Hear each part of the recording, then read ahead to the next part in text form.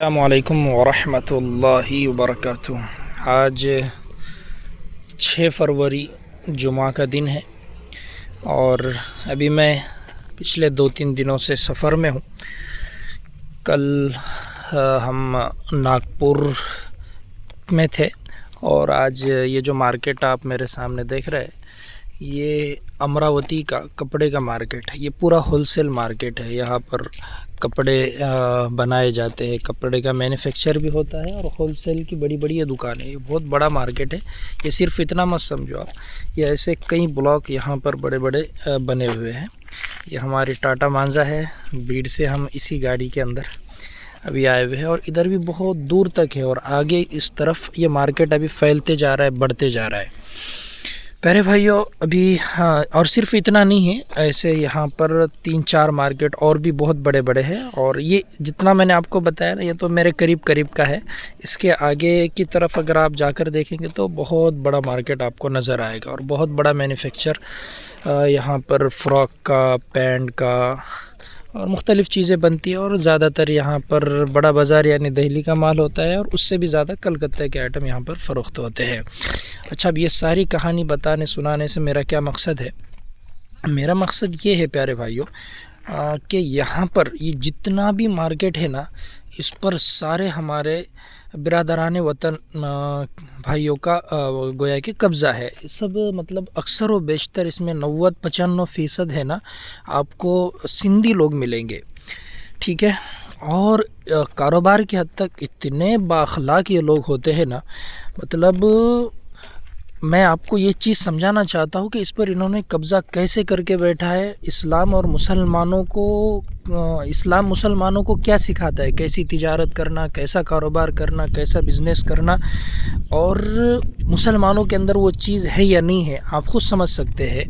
اور ان کے اندر دیکھیے اتنے اعلیٰ اخلاق ہوتے ہیں۔ اب جیسے ہم جو دکان سے یہاں پر 4-5 ہمارے مطلب جیسے کہ آپ لوگ جانتے ہیں کپڑوں کی تجارت ہماری ہے، تو یہاں سے ہم 4-5 لوگ ہیں جہاں سے مطلب 4-5 دکانیں ہیں جہاں سے ہمیں مال لیتے رہتے ہیں۔ تو کوئی بھی ان میں سے بندہ ایسا نہیں ہے جو عزت سے، ادب و احترام سے بات نہ کرتا ہو۔ چائے پلائیں گے، کھانا کھلائیں گے، یہ کروڑوں پتی لوگ ہیں، ہے نا؟ لیکن اس کے باوجود بھی یہ چھوڑنے کو مطلب بس اسٹاپ تک آئیں گے، کبھی ہم ریلوے سے آئے تو ریل اسٹیشن تک آئیں گے اور ساتھ میں بیٹھ کر کھانا کھائیں گے اور ہر چیز مطلب گاڑی میں لے کر گھومیں گے، ایک جگہ تک لے کر آپ کو جائیں گے اور ہنس کر مل کر بات کریں گے، ٹھیک ہے؟ آداب، نمستے، سلام، عید پر مطلب ہر اعتبار سے خوشی غمی کے اندر یہ لوگ شریک رہتے اور کبھی بھی اکیلا نہیں چھوڑتے، کبھی بھی۔ اور یہ مطلب، اور میں ایسا نہیں بول رہا ہوں کہ ہم جس دکان سے لے رہے اس کا یہ حال ہے۔ آپ کسی بھی دکان کے اندر جاؤ، ان کے اخلاق آپ کو ایسے ہی ملیں گے۔ جتنے بھی دکانیں آپ دیکھ رہے ہیں نا، سب پر یہ سندھیوں کا قبضہ ہے، ٹھیک ہے؟ اور کروڑوں میں ان کا بزنس ہوتا ہے، ٹھیک ہے؟ ہم ایک دکان سے مال لیتے ہیں تو ان کا سال کا ٹرن اوور تقریباً لگ بھگ 100 کروڑ روپے کے آس پاس ہے۔ تو اتنے بڑے بڑے تاجر ہیں، اتنے بڑے بڑے بزنس مین تھے، لیکن ان کے عادت اخلاق اگر آپ دیکھیں گے چونک جائیں گے، مطلب ٹھیک ہے؟ ساتھ میں بیٹھ کر کھانا کھاتے ہیں، کبھی تو گھر سے ڈبہ لایا ہوا ہوتا ہے تو ڈبہ چھوڑ دیتے ہیں یہ، اور ہمارے ساتھ بیٹھ کر مطلب ہوٹل میں کھانا کھائیں گے۔ نماز پڑھنے کا باری آئی تو مطلب وضو کے لیے پانی دیں گے، نماز پڑھنے کے لیے جگہ بتائیں گے یہاں پڑھو، ٹھیک ہے؟ اور بالکل مل جل کر بات کریں گے۔ اور مسلمانوں کی جہاں پر بات کریں نا، آپ کا ان کے دکانوں میں جاؤ اور ان کے ساتھ آپ ویوہار کرو، بالکل بھائی۔ رکشہ چلانے والا بھی ہمارے پاس تو بد اخلاق ہوتا ہے، وہ بھی جھڑکیاں دیتا ہے، اس کو بھی برداشت نہیں ہوتا ہے۔ یہ صورتحال مسلمانوں کی ہے، چاہے کاروبار میں ہو، ہر جگہ جھڑکی دیں گے، واپس بٹھائیں گے، بھیجیں گے، ٹھیک ہے؟ کبھی چینج کرنے کو اگر کوئی آتا ہے تو پھر تو جھگڑے کو اڑ جاتے صاحب۔ تو ہمارے عادت نے، ہمارے اخلاق نے، ہمارے طریقہ کار نے ہے نا، ہم کو بڑی بڑی تجارتوں سے محروم کر کے رکھا ہے۔ حالانکہ آپ لوگ جانتے ہیں صحابہ کرام نے تجارت کے ذریعے سے بھی دین کو پھیلایا ہے۔ آپ سب سے پہلی مثال اللہ کے رسول صلی اللہ علیہ وسلم کی لیجئے نا، اما ختیجہ رضی اللہ عنہا، جو اللہ کے رسول صلی اللہ علیہ وسلم کی سب سے پہلی زوجہ محترمہ ہے، انہوں نے اللہ کے رسول کے ساتھ نکاح کیوں کیا؟ آپ لوگوں کو پتہ ہوگا نا، اماں ختیجہ کے پاس نکاح سے پہلے بڑا مال تھا، مالدار عورت تھی مکہ کی، اور بہت زیادہ مال تھا، اور یہ اپنا پیسے تجارت کے اندر لگائے رکھتی تھی۔ تو انہوں نے اللہ کے رسول صلی اللہ علیہ وسلم سے نکاح کرنے سے پہلے ہی اپنا مال اللہ کے رسول صلی اللہ علیہ وسلم کو دیا، اور آپ صلی اللہ علیہ وسلم نے ان کے پیسوں سے ملک شام جا کر تجارت کی، تجارت میں نفع زیادہ ہوا، اور حضرت ختیجہ کا غلام میسرہ یہ اللہ کے رسول صلی اللہ علیہ وسلم کے ساتھ اماں ختیجہ نے بھیجا تھا ملک شام تجارت کے لیے۔ تو جب واپس ہوئے تو حضرت میسرہ نے اللہ کے رسول صلی اللہ علیہ وسلم کے عادتیں، اخلاق، امانت داری، سچائی، دیانت داری، اس کا سارا حال، پاکیزگی کا، بزرگی کا اماں ختیجہ کو سنایا۔ تو اماں ختیجہ رضی اللہ عنہا کے دل کے اندر اللہ کے رسول صلی اللہ علیہ وسلم کے ساتھ نکاح کی خواہش پیدا ہوئی۔ تو حضرت ختیجہ رضی اللہ عنہا نے یہ پیغام آپ کے چچا ابو طالب تک بھیجا، اور پھر آگے کی بات ہوئی، اور یہ 40 سال کی عورت نے اللہ کے رسول صلی اللہ علیہ وسلم کے ساتھ تجارت نکاح کا ذریعہ بنی، امانت داری، سچائی تجارت کے اندر۔ ہمارے پاس تو نہ امانت داری باقی رہی، نہ سچائی باقی رہی، نہ عادت اخلاق باقی رہے۔ تجارت کو تو ہم دین کا حصہ ہی نہیں سمجھتے۔ لوگ کہتے ہیں یہ علماء کرام کو کیا ضرورت ہے تجارت کے اوپر بات کرنے کی؟ جی ہم تو اپنے اعتبار سے تجارت کریں گے، ہم اپنے اعتبار سے بزنس کریں گے۔ تو ہم نے اپنے اعتبار سے بزنس کر کر، تجارت کر کر اپنے آپ کو برباد کیا ہے۔ تجارت دین کا حصہ ہے، حلال کمائی دین کا حصہ ہے۔ ایک روایت میں اللہ کے رسول صلی اللہ علیہ وسلم نے ارشاد فرمایا نا، طلب الحلال فریضۃ بعد الفریضہ، کہ اسلام کے جو اہم فرائض ہے اس کے بعد رزق حلال کا طلب کرنا یہ فرض عین ہے، ہر بندے پر فرض ہے۔ اگر کوئی کاروبار نہیں کر رہا ہے، روزی روٹی نہیں کما رہا ہے، تو وہ اللہ کے اس اہم فریضے کو چھوڑ رہا ہے۔ سمجھ رہے آپ میری بات؟ جو اسلام کے بنیادی ارکان ہیں، کلمہ ہے، نماز ہے، روزہ ہے، حج ہے، زکوٰۃ ہے، ان اہم ارکان کے بعد تجارت کو بھی دین کا حصہ اللہ کے رسول صلی اللہ علیہ وسلم نے بتایا ہے۔ یہ دین کا حصہ ہے، لیکن ہم اس کو سمجھتے ہی نہیں، اس کو دین سے الگ سمجھتے ہیں۔ سمجھ رہے؟ ایک روایت میں حضرت انس رضی اللہ عنہ سے مروی ہے، فرماتے ہیں کہ طلب الحلال واجبۃ علی کل مسلم، ہر مسلمان پر رزق حلال کا طلب کرنا یہ واجب ہے، یہ ضروری ہے۔ اللہ کے رسول نے یہی طریقہ ہمیں تعلیم کیا ہے۔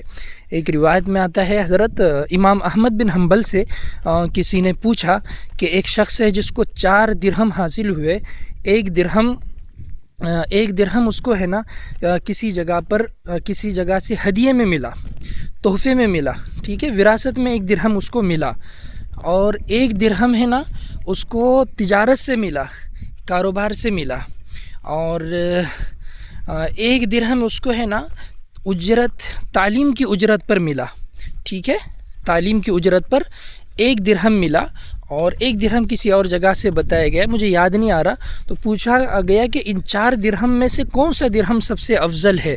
تو حضرت امام احمد بن حنبل رحمۃ اللہ علیہ نے فرمایا کہ جو اس کو کپڑے کی تجارت سے درہم ملے گا تو وہ درہم اس کے لیے سب سے افضل ہے۔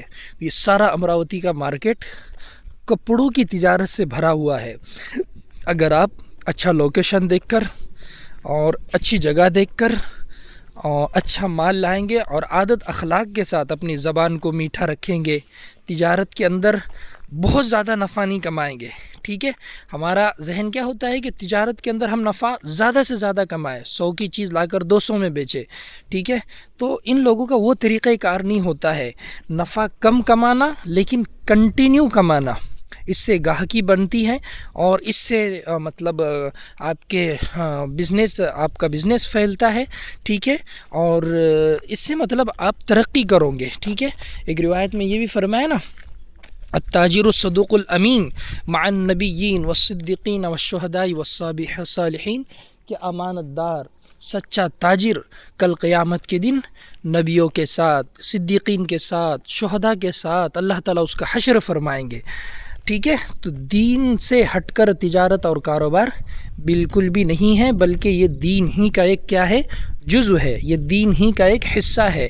اسی لیے قرآن کریم میں اللہ تعالیٰ ارشاد فرماتے فَإِذَا قُضِيَتِ الصَّلَاةُ فَانتَشِرُوا فِي الْأَرْضِ وَابْتَغُوا مِنْ فَضْلِ اللَّهِ، کہ جب تم نماز جمعہ سے فارغ ہو تو اللہ کی اس زمین کے اندر پھیل جاؤ.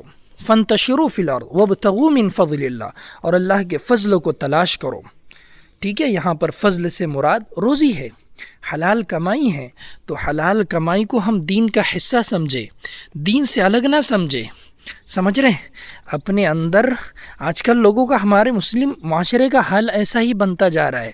رات میں دیر تک موبائل دیکھنا، کوئی 1 بجے تک دیکھ رہا ہے، کوئی 12 بجے تک دیکھ رہا ہے، کوئی 2 بجے تک دیکھ رہا ہے، اور بعض لوگ تو پوری رات موبائل کے اندر بتاتے ہیں اور صبح میں فجر کے ٹائم پھر سوتے ہیں، اور دن میں 1 بجے اٹھ کر پھر یہ حضرت فریش ہو رہے ہوتے ہیں اور 1 بجے ان کا دن اسٹارٹ ہوتا ہے. لیکن اس کے برخلاف آپ ہمارے ہندو بھائیوں کو دیکھو، انہوں نے صبح کی برکت کو لیا ہے، گویا کہ ہے نا. اللہ کے رسول نے فرمایا نا کہ میری امت کی برکت اللہ تعالیٰ نے صبح کے وقت میں رکھی ہے. تو صبح کا وقت ہمارا سونے میں چلا جا رہا ہے رات بھر جاگنے کی وجہ سے. ٹھیک ہے، رات بھر جاگنے کی وجہ سے صبح کا وقت ہمارا سونے کے اندر چلا جا رہا ہے. تو پیارے بھائیو، اپنی زندگی کو سیریس لیجئے. آپ حلال تجارت کیجئے، حلال کاروبار کیجئے، ٹھیک ہے، حلال بزنس کیجئے، اور اپنے آپ کو آگے بڑھائیے. بزنس کے اندر سچائی کا خیال رکھنا، امانت داری کا خیال رکھنا، عادت اور اخلاق اچھے بنانا، گاہک کے ساتھ اچھی بات کرنا. ٹھیک ہے، دکان کے اندر پروفٹ اور نفع، یہ کسی سے اتنا زیادہ نہ کمانا کہ مطلب سامنے والا اس سے پریشان ہو جائے. کم پروفٹ کے اندر اپنے بزنس کو کنٹینیو مطلب گرو کرتے رہنا، اس سے آپ ترقی کرو گے، آپ کا بزنس ترقی کرے گا، آپ آگے بڑھیں گے اس کے اندر. تو حلال کمائی کو ہم دین کا حصہ سمجھیں، اور اگر آپ اتباع سنت کی نیت سے آپ یہ سمجھیں گے کہ اللہ کے رسول صلی اللہ علیہ وسلم نے تجارت کی ہے، اللہ کے رسول نے تجارت بھی کی ہے، اللہ کے رسول صلی اللہ علیہ وسلم نے روایتوں میں آتا ہے مدینے کے اندر زراعت بھی کی ہے، کھیتی باڑی بھی کی ہے، ہاں جی. اور روایتوں میں آتا ہے اللہ کے رسول صلی اللہ علیہ وسلم نے بکریاں بھی چرائی ہیں، لوگوں کی بکریاں اجرت پر پیارے آقا صلی اللہ علیہ وسلم نے چرائی ہے. اور جتنے بھی انبیاء کرام دنیا کے اندر آئے، ان کا اپنا کچھ نہ کچھ کاروبار ہوتا تھا، بزنس ہوتا تھا، وہ کاروبار اور بزنس کے ساتھ آگے بڑھتے تھے. تو مسلمانوں کو بھی چاہیے کہ وہ بھی کاروبار اسٹارٹ کرے، بزنس اسٹارٹ کرے، چاہے تھوڑا کیوں نہ ہو. ابھی ہمارے شیخ استاد محترم قاری عبدالرشید صاحب اجمیری دامت برکاتہم بیڑ تشریف لائے تھے دارالعلوم کے جلسے کے اندر. تو حضرت نے علماء کرام سے جب خطاب فرمایا تو وہاں یہ بھی فرمایا کہ دیکھیے علماء کرام، صرف اپنی مسجد کی تنخواہ کو ذریعہ آمدنی مت سمجھو کہ آپ مسجد میں امامت کرو گے اور یہ آپ کا ذریعہ آمدنی اور اسی سے گھر چلاؤ گے، نہیں، بلکہ آپ اس کے ساتھ ساتھ کاروبار کرو، چاہے چھوٹا موٹا کیوں نہیں ہوتا، بزنس کرو، اور پھر اللہ تعالیٰ اس کے اندر آپ کو برکت دیں گا اور دھیرے دھیرے آپ آگے بڑھیں گے. بہرحال بہت ساری باتیں چلتے چلتے صبح کا وقت ہے، اور ہم جس دکان پہ آئے ہیں وہ ابھی آ رہے ہیں، اس وجہ سے میں نے سوچا کہ میرے پاس وقت ہے. تو چونکہ میں ابھی یہ میرا سفر ایک کاروبار کا بزنس کا ہے، تو آپ لوگوں کو اس لائن سے ہی کچھ باتیں سناؤں دین اور شریعت کی. تو جو ذہن میں اللہ نے ڈالا اس وقت وہ باتیں میں آپ لوگوں کے ساتھ شیئر کرنے کی کوشش کر رہا ہوں. بہرحال دعاؤں کی گزارش آپ سے. السلام علیکم ورحمۃ اللہ وبرکاتہ.